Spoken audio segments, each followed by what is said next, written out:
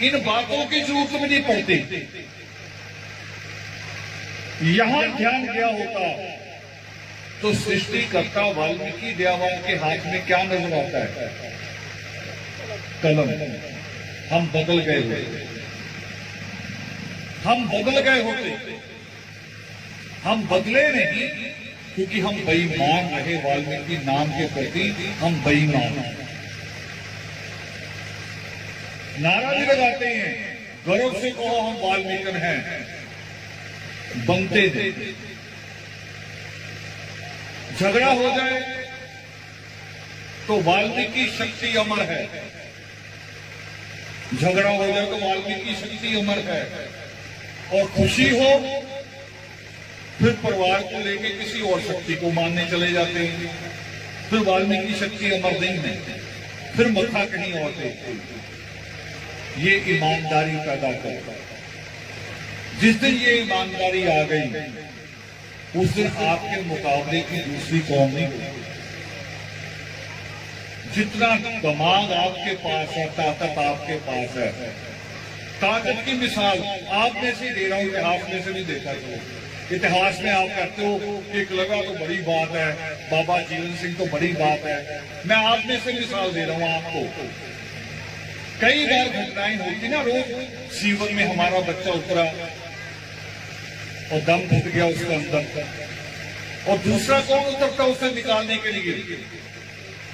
इंतजार करते किसी और का, दूसरा भी हमारा ही होता है। इतनी हिम्मत किसी और कौम में है कि एक को देख रहे कि वो मर रहा है, दूसरा फिर भी जा रहा है उसका, और एक जगह तो साथ चले गए इकट्ठे। ये भी हुआ ना। तो इतनी हिम्मत किसी और में है? हिम्मत एक बार। अब दिमाग की बात बता रहा हूं, पढ़ाई लिखाई। दिमाग में सबसे बड़ी खेल जो होती है, जो बड़ा खेल है, सबसे बड़ा। वैसे हर खेल में ताकत भी लगती है, दिमाग भी लगता है। हर खेल में, कोई भी खेल हो, फुटबॉल खेलो आप, उसमें भी दिमाग होता है कि अब कौन फ्री खड़ा है, कहां बॉल फेंको कि सीधी गोल में जाए। बास्केटबॉल खेलो, वॉलीबॉल खेलो, क्रिकेट खेलो। क्रिकेट में भी है ना गलत, फास्ट बॉल से इसको खत्म करना के गोली फेंकती है, उसमें भी है। दिमाग भी लगता है, ताकत भी, दोनों चीजें। मगर सबसे ज्यादा दिमाग वाली खेल कौन सा है? जानते हैं कौन सा है? किसी को याद है तो बोलो। शतरंज। और पता है किसने बनाई शतरंज? मां मंदोदरी ने, महात्मा रावण की पत्नी ने। देखो, बनाई भी हम में से, बाहर से नहीं आई। और मां मंदोदरी ने, आप सोचते ना, औरतें सोचती हैं कई बार, ये आदमी आपको कहते हैं कई बार कि औरत का दिमाग कम होता है। कम नहीं होता, आपका दिमाग ज्यादा है। मुझे तो एक औरतों के सम्मेलन में बुला लिया। मैंने कहा, आदमी कहता है गाली के तौर पे कि औरत की अकल उसकी चोटी के पीछे होती है। औरतों का सम्मेलन था। मैंने कहा ऐसे कहते हैं, तो औरतें थोड़ी सी गुस्से में भी आ गई, हाँ भी कर रहा।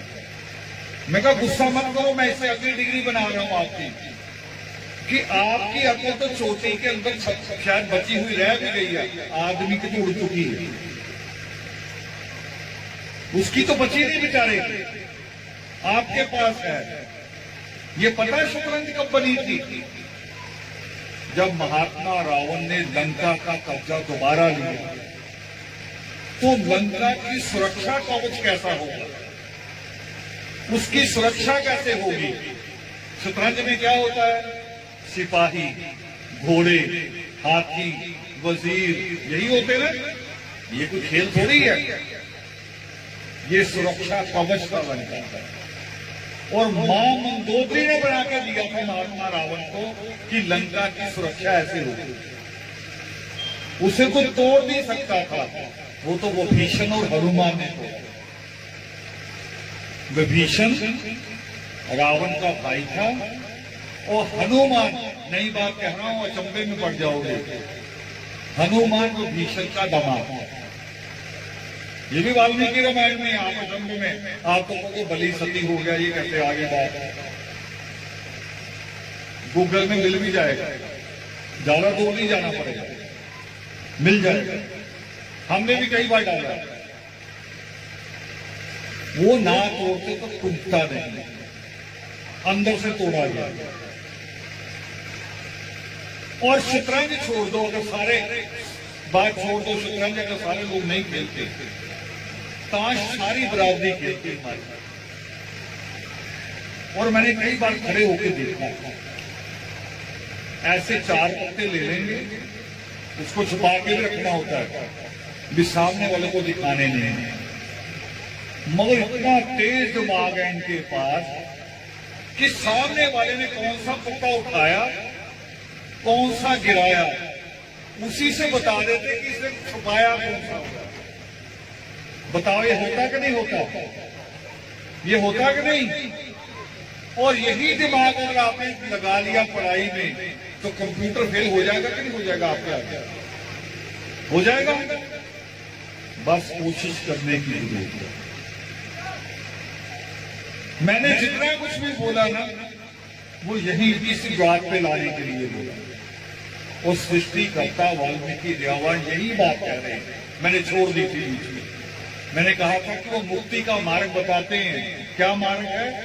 सृष्टिकर्ता वाल्मीकि देवान कहते हैं कि तप, दान और तीर्थ से भी मोक्ष की प्राप्ति नहीं होती। मोक्ष की प्राप्ति केवल ज्ञान से होती। देखो, इसकी बड़ी मिसाल दे रहा हूं ज्ञान की और मुक्ति की। 1947 से पहले चाहे अंग्रेजों की हुकूमत थी, मगर चलती किसकी थी उसके अंदर? चलती तब भी ब्राह्मण। जब अंग्रेज यहां हुकूमत करते थे तब भी प्रधानमंत्री जवाहरलाल नेहरू थे। आपको शायद ये नहीं पता होगा, तब भी अंतरिम सरकार बना करती थी। अंतरिम तब भी वही थे। राय बहादुर की जो उपाधियां कौन लेता था? हम में से किसी को मिली? हमारे किसी परदादा को कौन लेता था? वो भी ब्राह्मण को, ठाकुर को, उन्हीं को मिलती थी। राय बहादुर, सर की उपाधि उनको मिला करती थी। वही थे सत्ता पे काबिल, यानी मनुस्मृति ही थी। हमारे लिए स्कूल के दरवाजे बंद थे। और किसने खोले? किसने खोले? बाबा साहब भीमराव अम्बेडकर ने। मगर बाबा साहब भीमराव अम्बेडकर मनुस्मृति की मुक्ति से अलग थे, उसके कानून से अलग थे, मुक्त थे उससे। वो भी उसी में आते थे। उसको भी आप जैसे एक मां ने जन्म दिया था, सिर पे गंदगी उठाने वाली मां ने जन्म दिया बाबा साहब अम्बेडकर को। जाटल नहीं थे। बाबा साहब अम्बेडकर एक सफाई पेशा मां की औलाद। उनकी पत्नी ने भी सफाई का काम किया, मां रमाबाई ने। पर क्योंकि बाबा साहब अम्बेडकर की जीवनियां ज्यादा जाटवों ने लिखी हैं, इसलिए वो ये लाइन हटा देते हैं सफाई वाली। ज्यादा किताबें उन्होंने लिखी, इसलिए वो ये लाइन नहीं बोलते। मगर सच ये है, जिस आदमी के ऊपर पाबंदी थी कि तुम पढ़ लिख नहीं सकते, उसी ने नया कानून लिखा देश में। देखो, एक कानून था मनुस्मृति, उस कानून को बदल के नया कानून किसने दिया? बाबा साहब भीमराव अम्बेडकर ने। और देने की ताकत कहां से मिली? ज्ञान से। यही बात कह रहे सृष्टिकर्ता वाले। वो कह रहे तप, दान, तीर्थ से नहीं, ज्ञान से तुम्हारी मुक्ति होगी। और अकेले बाबा साहब अम्बेडकर ने मुक्ति करवा दी। ये बात सृष्टिकर्ता वाल्मीकि देवान है। हम वहां यकीन नहीं करते। यकीन करना छोड़ो, सोचो। और एक लास्ट बात कह रहा हूं, अंतिम बात अपनी, बिल्कुल अंतिम बात कह रहा हूं। यकीन करना सीखो सृष्टिकर्ता वाल्मीकि दयावान की। दुनिया का कोई ऐसा मजहब नहीं है जो सृष्टिकर्ता वाल्मीकि दयावान को ना मानता है। राम गए जब परमात्मा वाल्मीकि दयावान को मिलने, तो दंडवत प्रणाम किया था राम ने सृष्टिकर्ता वाल्मीकि दयावान का, लंबे लेट का। और क्या कहा था? वो जो मैंने शब्द बोला था त्रिकालदर्शी, ये त्रिकालदर्शी शब्द किसने बोला? राम ने। किसके लिए बोला? सृष्टिकर्ता वाल्मीकि।